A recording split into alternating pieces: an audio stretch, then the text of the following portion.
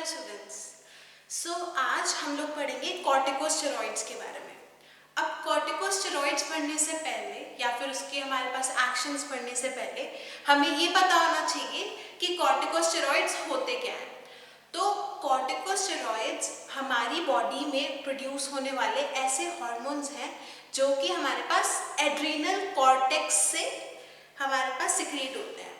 अब बात आती है कि क्या होते हैं corticosteroids. Corticosteroids are the hormones which are secreted from adrenal cortex. अब अगर एड्रीनल कॉर्टेक्स से या फिर एड्रीनल ग्लैंड से हमारे पास हार्मोन्स प्रोड्यूस हो रहे हैं तो ये एड्रीनल ग्लैंड प्रेजेंट कहाँ होता है? तो जो ये एड्रीनल ग्लैंड होता है ये हमारे पास किडनी के ऊपर प्रेजेंट होता है। जो हमारी किडनीज हैं, किडनीज के सुप्रारीनल पोर्शन पे हमारे पास एड्रीनल ग्लैंड्स प्रेजेंट होते हैं और एड्रीनल ग्लैंड से हमारे पास जो हार्मोन्स सिक्रीट होते हैं उन हार्मोन्स को हम बोलते हैं कॉर्टिकोस्टेरॉइड्स। अब जो ये हमारे पास एड्रीनल ग्लैंड है, एड्रीनल ग्लैंड के अंदर हमारे पास मेजर 3 लेयर्स या फिर 3 पोर्शंस होते हैं। तो हमारे पास जो मेड्यूला वाला पोर्शन होता है, जो मिडिल पोर्शन है हमारे पास एड्रीनल ग्लैंड का, उसमें से हमारे पास सिक्रीट होता है एड्रेनालिन और नॉर एड्रेनालिन। और जो हमारे पास आउटर कॉर्टेक्स है, जो कॉर्टेक्स है, उसके हमारे पास 3 लेयर्स फर्दर होती है और उस कॉर्टेक्स के 3 लेयर्स से हमारे पास कॉर्टिकोस्टेरॉइड सिक्रीट होते हैं। अब अगर 3 लेयर्स की बात करें तो स्पेसिफिकली हमारे पास कौन सी लेयर से कौन सा हार्मोन सिक्रीट होता है? तो सबसे पहले बात करते हैं आउटर लेयर की। तो जो हमारे पास आउटर मोस्ट लेयर है उसको हम बोलते हैं जोना ग्लोमेरुलोसा। तो आउटर लेयर या फिर जोना ग्लोमेरुलोसा से हमारे पास सिक्रीट होता है मिनरलोकॉर्टिकॉइड्स जैसे कि अल्डोस्टेरॉन। जो मिडिल लेयर होती है जिसको हम बोलते हैं जोना फैसिक्यूला, उसमें से सिक्रीशन होती है हमारे पास ग्लूकोकॉर्टिकॉइड्स की, जैसे कि कॉर्टिसोल हो गया, हाइड्रोकॉर्टिसोन हो गया, कॉर्टिकोस्टेरॉन हो गया या फिर कॉर्टिसोन हो गया। अब लास्ट हमारे पास आता है इनर लेयर और इनर लेयर को हम बोलते हैं जोना रेटिकुलारिस। फिर से रिवाइज करते हैं एक बारी, क्या क्या होता है? आउटर लेयर होता है, आउटर लेयर को हम बोलते हैं जोना ग्लोमेरुलोसा। फिर मिडिल लेयर होता है, मिडिल लेयर को हम बोलते हैं जोना फैसिक्यूलाटा। फिर इनर लेयर होता है जिसको हम बोलते हैं जोना रेटिकुलारिस। और जोना रेटिकुलारिस जो है उसमें से हमारे पास एंड्रोजेंस प्रोड्यूस होते हैं, जैसे कि कुछ ट्रेस ऑफ हमारे पास एस्ट्रोजन प्रोड्यूस होता है, हमारे पास जो मेल सेक्स हार्मोन्स हैं वो प्रोड्यूस होते हैं और उसके अलावा हमारे पास डिहाइड्रो एपिएंड्रोस्टेरॉन प्रोड्यूस होता है। तो अब जो हमारे पास ये ग्लूकोकॉर्टिकॉइड्स जो कि हमारे पास मिडिल लेयर से सिक्रीट हो रहे हैं और जो मिनरलोकॉर्टिकॉइड्स हैं जो हमारे पास आउटर मोस्ट लेयर से सिक्रीट हो रहे हैं, तो जो हमारे पास आउटर मोस्ट लेयर से यानी कि जोना ग्लोमेरुलोसा से जो हमारे पास ग्लूकोकॉर्टिकॉइड सिक्रीट हो रहे हैं वो क्या करते हैं, हमारे पास ग्लूकोज का मेटाबॉलिज्म हमारे पास रेगुलेट करते हैं। और जो मिनरलोकॉर्टिकॉइड्स हैं वो हमारे पास सोडियम, पोटेशियम, बाइकार्बोनेट जो भी ये आयंस हैं उनकी जो हमारे पास मेटाबॉलिज्म है उसको रेगुलेट करते हैं और वाटर की मेटाबॉलिज्म को रेगुलेट करते हैं। अब जो ये सारे कॉर्टिकॉइड्स होते हैं या जो सारे कॉर्टिकोस्टेरॉइड्स होते हैं ये हमारे पास स्टेरॉइडल होते हैं नेचर में। जो हाइड्रोकॉर्टिसोन है वो हमारे पास सबसे पोटेंट ग्लूकोकॉर्टिकॉइड है और जो हमारे पास एल्डोस्टेरॉन है वो हमारे पास सबसे पोटेंट मिनरलोकॉर्टिकॉइड है। अब अगर बायोसिंथेसिस की बात करें या जो हमारे पास ये कॉर्टिकोस्टेरॉइड्स हैं तो कॉर्टिकोस्टेरॉइड्स का हमारे पास जो रिलीज और बायोसिंथेसिस होता है वो किस बेसिस पे होता है? तो कॉर्टिकॉइड्स और हमारे पास जो कॉर्टिकोस्टेरॉइड्स हैं, जो एल्डोस्टेरॉन है, हाइड्रोकॉर्टिसोन है या फिर हमारे पास कॉर्टिसोन है, इन सब का जो रिलीज है वो हमारे पास एक हार्मोन के रिलीज के ऊपर डिपेंड करता है जिसको हम बोलते हैं एड्रीनोकॉर्टिकोट्रोपिक हार्मोन, जिसको ACTH बोला जाता है। तो एड्रीनोकॉर्टिकोट्रोपिक हार्मोन जो होता है वो हमारे पास रिलीज होता है पिट्यूटरी से। अब पिट्यूटरी के जो हार्मोन्स हैं वो हमारे पास हमने पढ़ा था कि फर्दर सिक्रीट हमारे पास जो उनका सिक्रीशन होती है, अगर ACTH आएगा तो हमारे पास कॉर्टिकोस्टेरॉइड सिक्रीट होंगे। ACTH क्या है हमारे पास? एड्रीनोकॉर्टिकोट्रोपिक हार्मोन। तो अगर ACTH आएगा तो हमारे पास क्या आ जाएगा? कॉर्टिकोस्टेरॉइड सिक्रीट हो जाएंगे। अब बात यह आती है कि ACTH हमारे पास बॉडी के अंदर कब आएगा। तो हमारे पास हाइपोथैलेमस, जिसको हम किंग ऑफ ग्लैंड्स बोलते हैं, हाइपोथैलेमस से हमारे पास सिक्रीशन होगी। हाइपोथैलेमस से हमारे पास सिक्रीशन होती है जो हमारे पास CRH हार्मोन होता है, कॉर्टिकोट्रोपिन रिलीजिंग हार्मोन।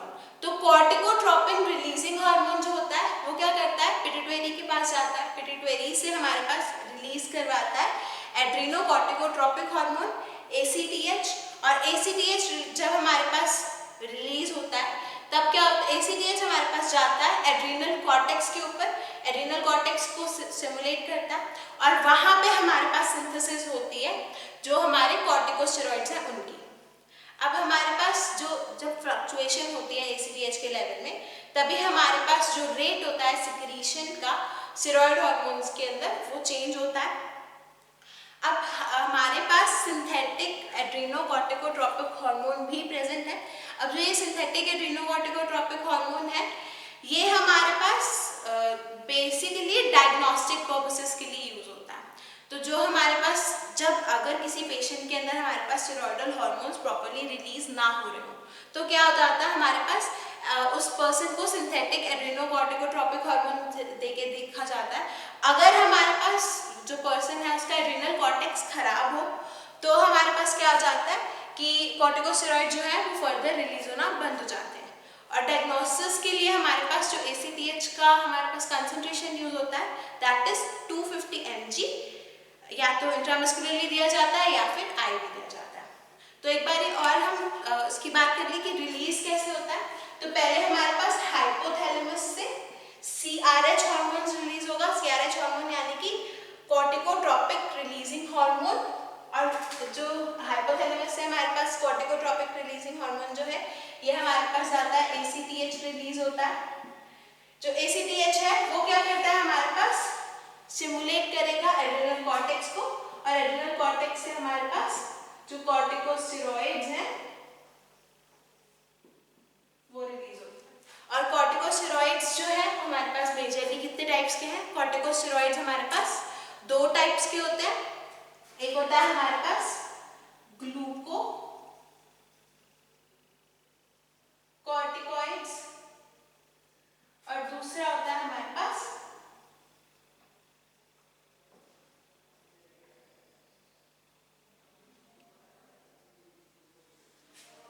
मिनरेलोकॉर्टिकॉइड्स। और कॉर्टिकोस्टेरॉइड्स होते क्या है, corticosteroids are the hormones which are secreted from the adrenal cortex और एड्रेनल ग्लैंड।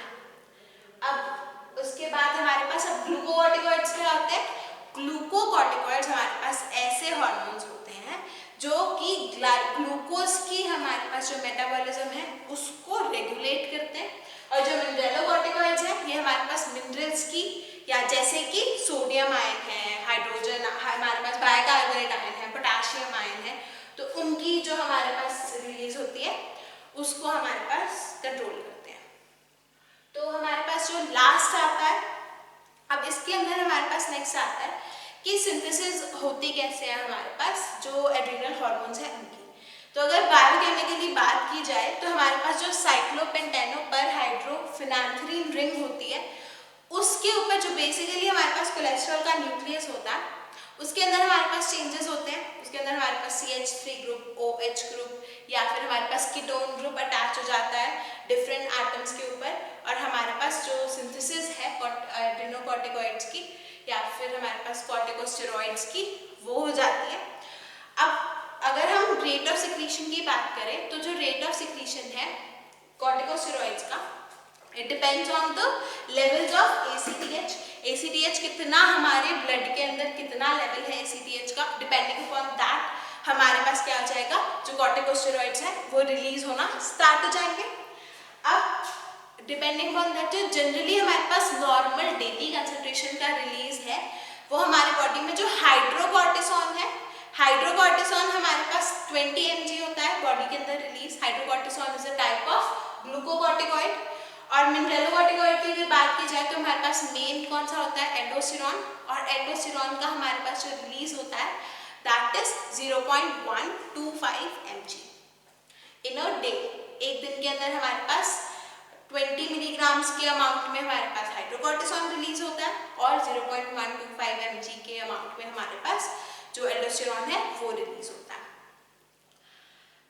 हमारे पास जो 2 carbon atom containing acetate groups होते हैं, एसिटेट चेन्स होते हैं, उसके हेल्प से हमारे पास कॉर्टिकोस्टेरॉइड्स की बायोसिंथेसिस होती है।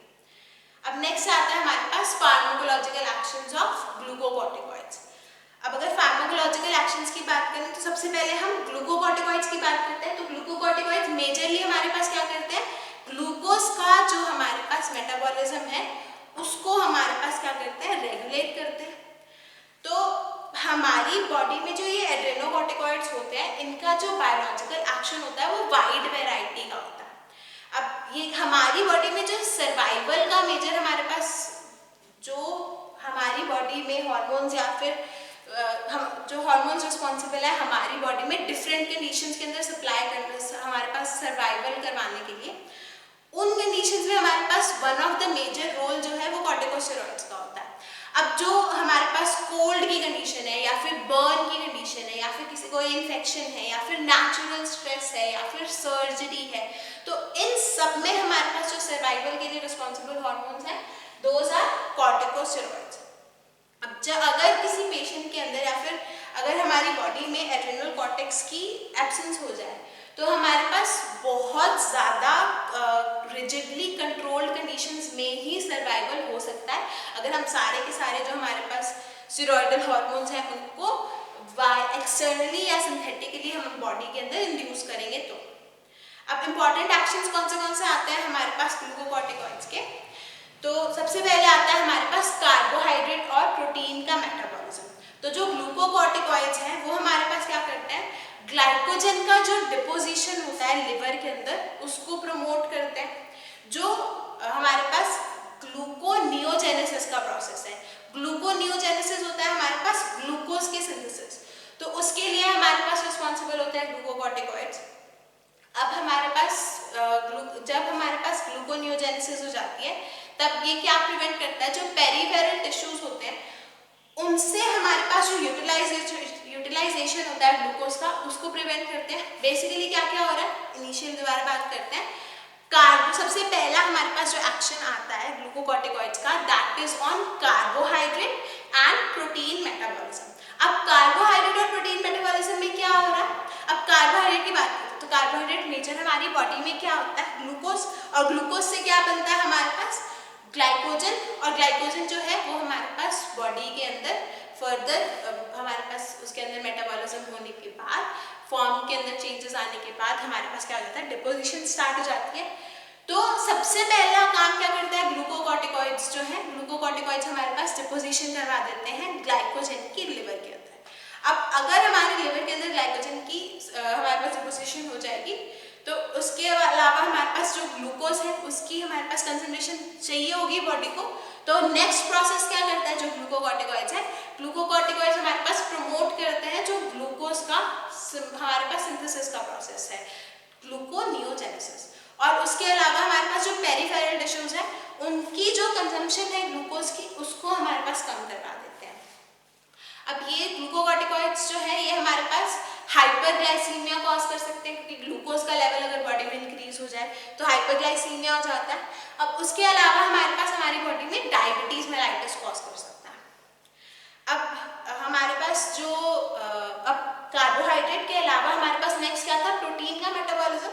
और अगर प्रोटीन के मेटाबॉलिज्म की बात करें तो हमारे पास प्रोटीन का ब्रेकडाउन करवा देता है जो ये ग्लूकोकॉर्टिकॉइड्स है।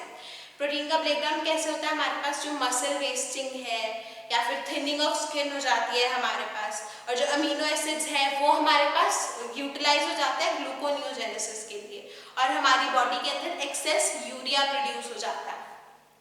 बेसिकली हमारे पास जो ग्लूकोकॉर्टिकॉइड्स हैं ये कैटाबॉलिक एजेंट्स हैं। अब उसके अलावा हमारे पास नेक्स्ट जो एक्शन है ग्लूकोकॉर्टिकॉइड्स का दैट इज फैट मेटाबॉलिज्म। तो हमारे पास लिपोलाइसिस यानी कि जो लिपिड्स हैं उनका ब्रेकडाउन करवाता है ग्लूकोकॉर्टिकॉइड्स, और जो रीडिस्ट्रीब्यूशन का प्रोसेस होता है हमारे पास रीडिस्ट्रीब्यूशन का प्रोसेस होता है उसको फैट के रीडिस्ट्रीब्यूशन का प्रोसेस जो होता है उसको हमारे पास बॉडी के अंदर रेगुलेट करता है ग्लूकोकॉर्टिकॉइड्स। तो वन ऑफ द कंडीशंस है हमारे पास, क्या हो जाता है कि जो हमारे पास लिम्स हैं या फिर हमारे पास जो हमारी फिंगर्स हैं, इनमें से जो फैट है वो रीडिस्ट्रीब्यूट होकर हमारे पास बैक शोल्डर्स पे, हमारे पास बैक शोल्डर और नेक पे हमारे पास एक्यूमुलेट हो जाता है, जिसकी वजह से जो फेस है वो मून लाइक हो जाता है और जो हमारे पास लिम्स हैं वो लीन हो जाते हैं। तो एग्जैक्ट कॉज नहीं पता, लेकिन अगर हमारे पास ग्लूकोकॉर्टिकॉइड्स का एक्सेस हो जाए तो हमारे पास ये जो फैट का जो हमारे पास रीडिस्ट्रीब्यूशन का प्रोसेस है वो ट्रिगर हो जाता है। अब उसके अलावा हमारे पास कैल्शियम मेटाबॉलिज्म के लिए रिस्पॉन्सिबल होता है। बेसिकली कैल्शियम का जो हमारे पास एक्सक्रीशन होता है उसको हमारे पास चेंज करता है ग्लूकोकॉर्टिकॉइड्स जो है हमारी बेसिकली नेगेटिव कैल्शियम बैलेंस, यानी कि जितना कैल्शियम हमारी बॉडी के अंदर हम कंज्यूम करते हैं उस कैल्शियम की जो हमारे पास इंटेस्टाइनल एब्जॉर्प्शन होती है उसको इनहिबिट करता है ग्लूकोकॉर्टिकॉइड्स और एक्सक्रीशन प्रमोट कर देता है यूरिन से हमारे पास कैल्शियम की, और बोन्स से भी हमारे पास कैल्शियम की लीचिंग आउट हो जाती है और हमारे पास नेगेटिव कैल्शियम बैलेंस आ जाता है।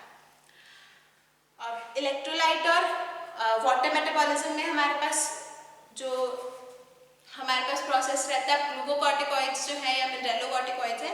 मिनरलोकॉर्टिकॉइड्स क्या करता है, हमारे पास सोडियम और वाटर की रिटेंशन करवा देते हैं, पोटेशियम और हाइड्रोजन आयंस की हमारे पास एक्सक्रीशन करवा देते हैं, और उसके अलावा हमारे पास ग्लूकोकॉर्टिकॉइड्स का भी मिनरल्स के ऊपर इफेक्ट रहता है, लेकिन इन कंपैरिजन बहुत कम इफेक्ट होता है। अब उसके अलावा हमारे पास कार्डियोवैस्कुलर सिस्टम के ऊपर ग्लूकोकॉर्टिकॉइड्स का इफेक्ट रहता है।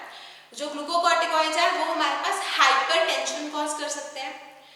सीएनएस के ऊपर हमारे पास इफेक्ट रहता है, माइल्ड यूफोरिया कॉज करता है, और इसके अलावा हमारे पास जो ग्लूकोकॉर्टिकॉइड्स हैं जो उसका हमारी बॉडी के अंदर हाई कंसंट्रेशन हो तो जो सीजर्स की हमारे पास थ्रेशोल्ड होती है वो डिक्रीज हो जाती है। उसके अलावा हमारे पास जो स्केलेटल मसल जो कॉर्टिकोस्टेरॉइड्स हैं उनकी प्रेजेंस हमें नेसेसरी है for the normal muscular movement, और अगर एक्सेस हो जाए ग्लूकोकॉर्टिकॉइड्स का तो वो लास्ट करता है, वो कॉज कर देता है मसल की वेस्टिंग हो जाती है और मायोपैथी कॉज हो जाती है। उसके अलावा हमारे पास जो ब्लड सेल्स हैं और लिम्फोइड टिश्यूज जो हैं, ग्लूकोकॉर्टिकॉइड्स जो है वो हमारे पास एनहांस कर देते हैं rate of destruction of lymphoid cells, और लिम्फोसाइट्स, इओसिनोफिल्स और बेसोफिल्स का हमारे पास जो कंसंट्रेशन है उसको डिक्रीज कर देते हैं। लास्टली और मोस्ट इंपॉर्टेंटली जो हमारे पास इफेक्ट आता है ग्लूकोकॉर्टिकॉइड्स का या फिर कॉर्टिकोस्टेरॉइड्स का, दैट इज कि इनके अंदर हमारे पास एंटी इन्फ्लेमेटरी इफेक्ट होता है। तो जो भी हमारी बॉडी के अंदर इन्फ्लेमेशन कॉज होती है प्रोस्टाग्लैंडिन्स की वजह से, साइटोकाइन्स की वजह से, लाइसोसोमल एंजाइम्स की वजह से, उन सबको हमारे पास जो रेडनेस कॉज हो जाती है, हीट रिलीज होनी स्टार्ट हो जाती है, स्वेलिंग हो जाती है। तो हमारे पास क्या होता है कि जो ग्लूकोकॉर्टिकॉइड्स हैं या कॉर्टिकोस्टेरॉइड्स हैं वो इन सभी हमारे पास जो ग्लूकोकॉर्टिक जो साइटोकाइन्स हैं या प्रोस्टाग्लैंडिन्स हैं उसको इनहिबिट करते हैं, सप्रेस कर देते हैं प्रो इन्फ्लेमेटरी जो प्रोसेसेस होते हैं, और जब हमारे पास इन्फ्लेमेटरी प्रोसेसेस सप्रेस हो जाते हैं तो इन्फ्लेमेशन जो है वो फर्दर हमारे पास आगे सीवियरिटी उसकी डिक्रीज हो जाती है, इन्फ्लेमेशन जो है अल्टीमेटली हमारे पास खत्म होनी स्टार्ट हो जाती है।